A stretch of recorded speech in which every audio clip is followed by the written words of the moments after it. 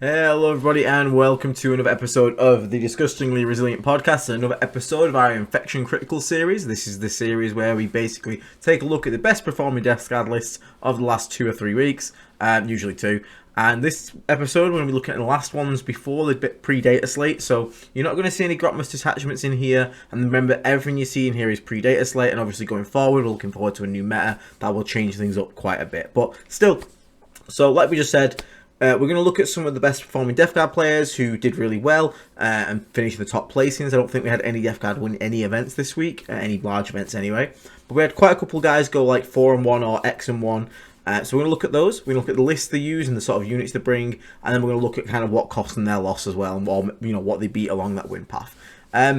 Obviously, this hopefully will get a bit more interesting from next time we do it going forward, with Flyblown Host being brought into the mix. Hopefully, we can see some people have success with that. But more importantly, even if they don't find success with it, I might start bringing in some Flyblown Host lists so we can kind of see where the list building for that detachment competitively is looking like. So, first up this week, we've got Scott Sasser. We have 5 wins and 1 loss at the Fellies Exterminatus 3, a 92-player major event over in America. I believe it was, anyway. And he's rocking a Death Guard Terminator sauce with droning enhancement, so 10 points spare there. Mortarion and Typhus are quite low on the character package here. Normally see quite a bit more Death Guard Terminator sorcerers, but again, you've still got the Primarch there. 300 points is just really a steal at the moment. Typhus obviously is always a great steal. And the Terminator sorcerer is just a great little character at the moment. -1 damage on a 2-up whenever you need it, and his nice little shooting attack that can be boosted to damage 3 is always pleasant to have. Now, backing this up, we've actually got quite a heavy mechanized force this time. So we've got only 1 squad of cultists in this army. Again, we talk about cultists all the time, why they're so good. They can hold home in this detachment. They can also push forward if you want to get some early scoring. Just having at least 1 unit gives you those flexible options. 1 big squad of Death Shroud Terminators. So we're not actually going hard on the Death Shroud in this detachment. We're kind of only sticking to the 1 squad of 6, which is quite interesting. A lot of the flavour right now is kind of like having multiple, at least 2 squads of Death Shroud Terminators. But this one's still proving that you don't really need to go all in on the Death Shroud. Being able to get again 5 wins and 1 loss with just 1 squad of 6 is more than good. We've got the squad of 20 Poxwalkers, which I am seeing pop up more and more frequently at the moment. That squad is so annoying to deal with. A lot of armies don't have a good tool for killing it in 1 round. And then if you get a good matchup, Typhus can be joined to the squad, who can then regenerate models, etc. But it just, again, we've talked about how good it is for just posing the question to your opponent of, can you deal with this unit? And how much do you have to expose to deal with it? And if you look at what he's got to react to anything exposing, triple Predator Destructor with the las cannons, 2 Pathetic Bloat Drones for either early skirmishing or, again, spreading contagion, and then 3 single Pathetic Blight Haulers. So it's not 1 squad of 3, it's 3 one-man squads of Blight Haulers. So these are just great. 90-point Demon Engines. Again, the shooting is unreliable, but at the same time, with -1 save on having an AP5 multi-metal with +1 to wound versus vehicles is pretty okay. And the main thing is, because they're solo units of 90 points, and they're quite tough for their points cost, these things can be great for scoring, standing on objectives, forcing bad trades, and again, if they ever get to shoot and actually put a multi-metal into something, chances are, in Play Company, if it connects, it'll be AP5, and therefore you've got a really good chance of actually getting it through, like on a Lehman Russ or something, and dealing that D6 damage, maybe D6 +2 if you manage to get within melter range. Backing this up, you've got the 2 fetid bloat drones with the spitter. So again, the same defensive profile. So we've got T, 9, 10 wounds, 3 up save, 5 invulnerable. Really annoying, exact same points, so 90 points for them. Scoring things, being annoying, harassing units, tagging stuff, spraying. Decent overwatch for going against things like guard and all that. So just really nice little bit of mechanized force there. The 3 Predator Destructors are obviously bringing that long range firepower. They can be boosted by Mortarion, giving them real 1s to wound, and obviously ignoring all negative modifiers. So you're not going to get smoked, you're not going to get armor contempt, people can't blank your damage. So it just makes them a lot more reliable than you may at first think. And obviously if you get to shoot at infantry, they become very powerful. But even against, like, I had them against Chimeras, you could shoot one at a Chimera, you pop Boil Blight, and you've got -1 save contagion on it. 1 Predator can pick up a Chimera if you get quite lucky on the last cannon roll anyway. So, it's still really good units, 130 points, super cheap. I've got my 3 in front of me, and they've been doing a lot of work recently. So, again, Predator Destructors right now, just a really solid fire platform. And backing this up, we've got 2 War Dog Brigands, so we're going whole hog on this kind of like durable vehicle skew. Bear in mind, Mortarion is still flowing around the place. And then you have this squad of Death Shroud Terminators that can be kept in reserves, possibly on, you know, rapid ingress in, which is going to be quite interesting going forward, because Mortarion in this one is going to have now Deep Strike. Here, it's obviously quite common and quite obvious which is going to be the rapid ingress target. But you could potentially put Mortarion. I don't think you do, because again, Mortarion's adding value to all the Demon Engines here, just giving him, if he wants cover, potentially extending contagion range, or giving the Predator Firebase Reorns to wound and ignore mods. So I don't think it actually changes up too much, but it's nice to have the option. But I can imagine the Death Shroud sort of like come into sort of like on a weakened flank and just want to crush that basically. But the 2 Wardlock Brigands give this list some much needed heavy OC with the OC 8 each. They're quite fast moving 12 inches, which is quite nice. And once again, they have the nice 24-inch range Melter Spears, which are quite nice. Good anti-tank, which can be somewhat lacking from the Las Cannons. Las Cannons can be very swingy, but with the combination of the Triple Predator, the Blight Haulers, and the Brigands, you're actually pretty solid on your anti-tank package there. And you're not really giving up on your anti-infantry package, because again, the Brigands are bringing the Gatling Cannons. The Haulers actually have some weird okay melee that you can just charge into like chaff units and eat a couple guys.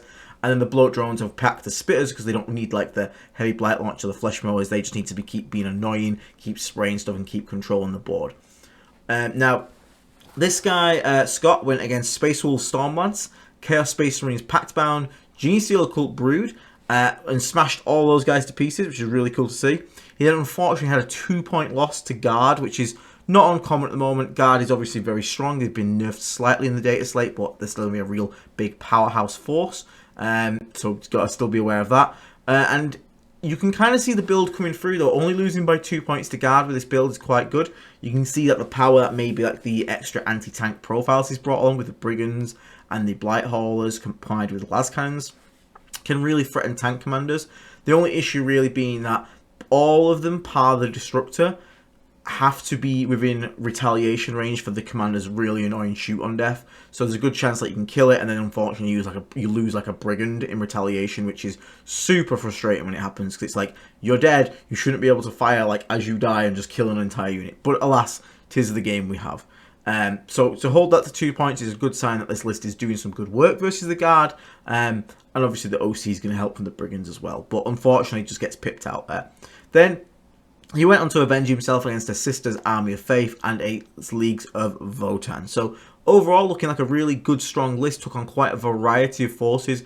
Wolf Jail at the front. CSM Paxbound, which is kind of like a heavy damage check. You can do so much damage. Genestealer Cult's Brood, which is obviously fights over a lot of primary and can be quite jaily itself. The Guard being Guard and holding it to a 2-point loss is quite impressive. Sisters with the Army of Faith. Again, it's not Bringers of Flame, so you're not really having like, the tank battles, but there's still going to be like a lot of jump pack units and a lot of things giving out invulns, minuses to hit. Mortarion coming in clutch there, obviously letting you ignore those kind of stratagems. And then Votann is just, can you play Warhammer 40k? And again, he clearly managed to play Warhammer 40k, because everyone says that's what Votann are. They are Warhammer 40k at its core. It's just, I move, I shoot, I charge. There's no real too much jank. And this list obviously can play, like Death Guard do play that kind of gameplay as well. And Scott proved to be the superior player in this instance. So well done to Scott there. An excellent result with 5 wins and 1 loss. And just a fantastic showing, finishing in the top 10 for the event. So really well done, Scott. You should be proud of yourself. Next up, we've got Christian Alessi, coming in with a 4 wins and 1 loss at the Iron Cage Winter Whammy 2. That's a good name for an event. A 52-player major over in, I think again, it was America again. Now, this time we had 2 Death Guard Terminator Sorcerers. So again, this is more typical what we'd expect to see.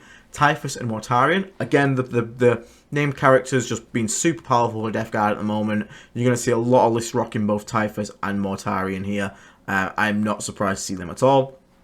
2 squads of Death Guard Cultists in this one, so a bit more free play, so to, you know, for actiony stuff early, or just screening or spreading contagion. Now this is more typical what we've seen at the moment. The 3 squads of 6 Death Shroud Terminators. So if you are an 18 Death Shroud enjoyer, this might be a list you want to pay attention to.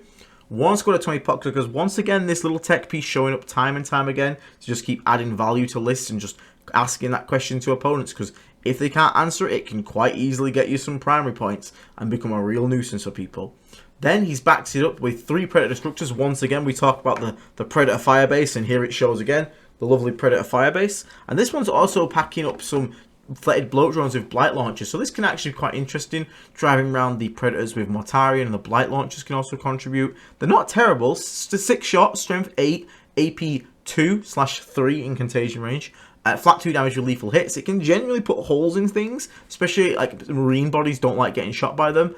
And again, there's the kind of unit which you can use for that purpose, or you can use for early skirmishing, trading, because worst case, it's a 90-point annoying vehicle.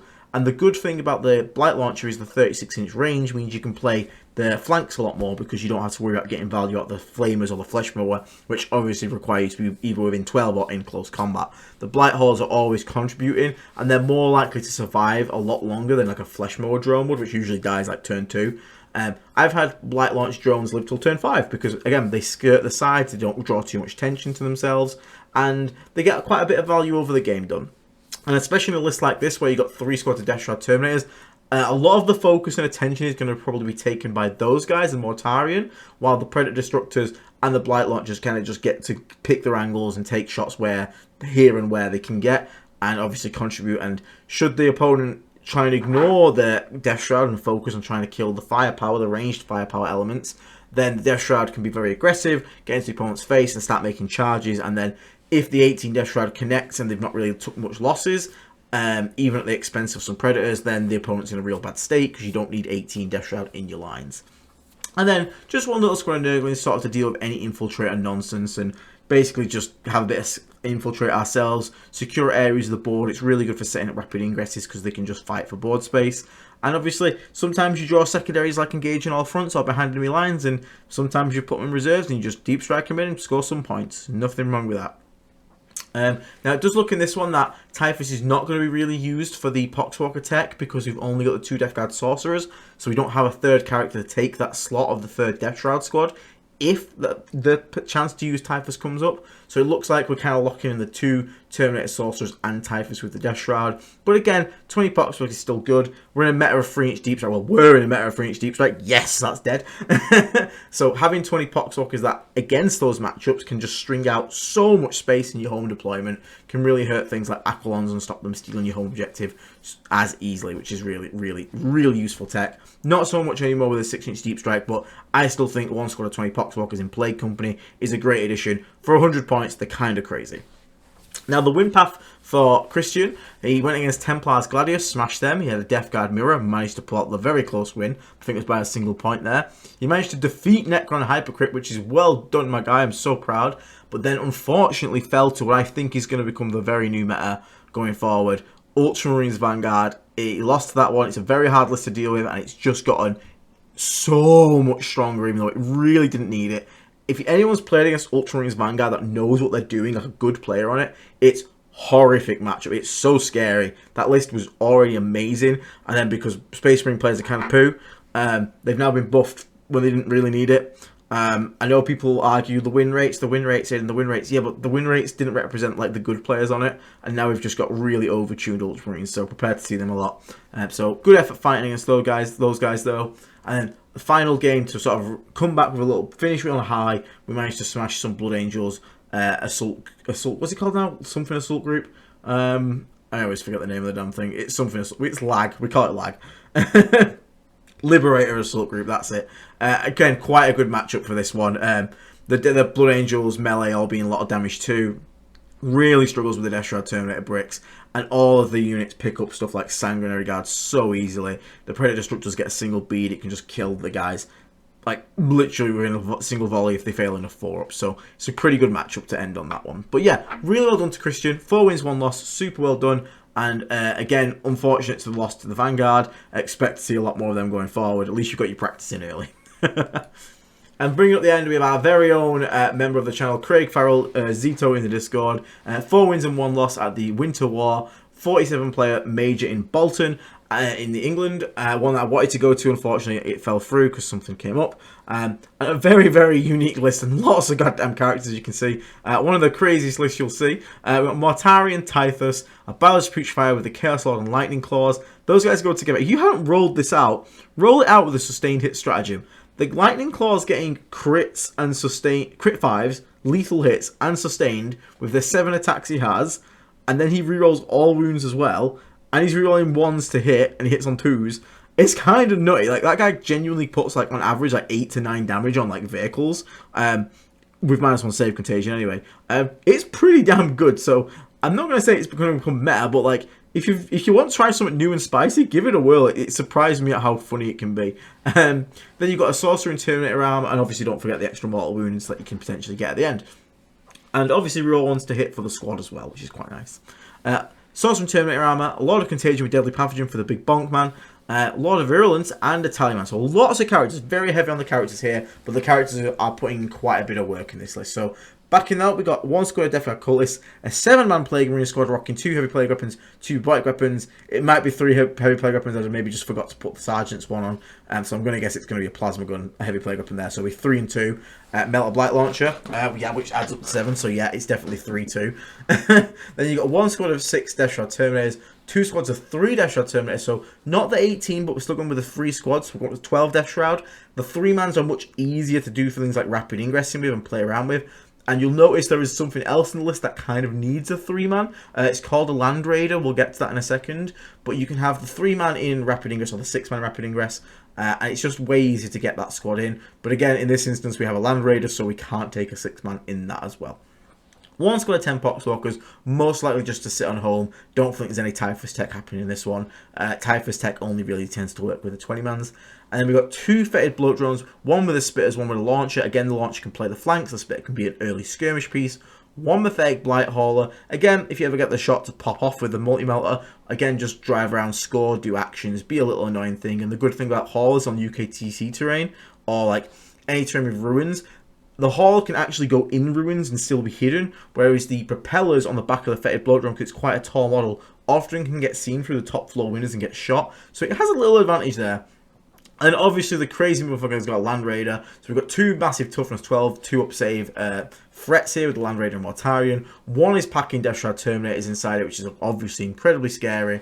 And Zio said he has not had problems moving the Land Raider on this terrain. He said he's gotten so used to using it. He's used the Land Raider quite a lot, and he's been enjoying it. And maybe it's an overlooked unit that we maybe just write off too much because we say it's hard to maneuver, and maybe it's just a case of once you get more used to using it, maybe it's not as bad. But again, it clearly works. We've got 4 wins and 1 loss using this crazy ass list with so many characters, a damn Land Raider. You still got the Death Shroud core there because they're really, really good at the moment. But even bringing some fun techie pieces like the Chaos Lord, and it's really good to see. And it's a great show that the player skill matters a lot more than the net list that you would expect to see.